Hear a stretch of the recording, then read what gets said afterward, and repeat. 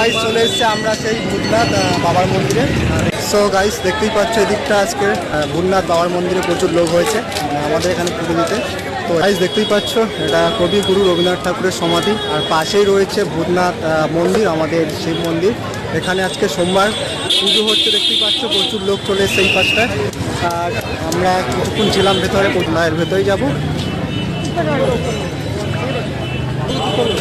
এই পাশটা দেখতে পাচ্ছ দারুণ পাশে দেখো রবীন্দ্রনাথ ঠাকুরের যে সমাধিটা রয়েছে, দেখতেই পাচ্ছ কত সুন্দর একটা ব্যাকগ্রাউন্ড, দারুণ লাগছে। আমরা এসেছি রবীন্দ্রনাথ ঠাকুরের যে আমাদের সমাধি ছিল, দেখতেই পাচ্ছ আমি অনেকটা জুম করে নিয়ে চলে এসেছি এই দিকটা। তো গাইস পুরোটা দেখাবো আমি যে ভিতরে চত্বরটা কী কী রয়েছে। দেখো দারুণ একটা প্লেস, দারুণ, খুব সুন্দর লাগছে এই ভিতরটা। তো দিকটা দেখো খুব সুন্দর লাগছে।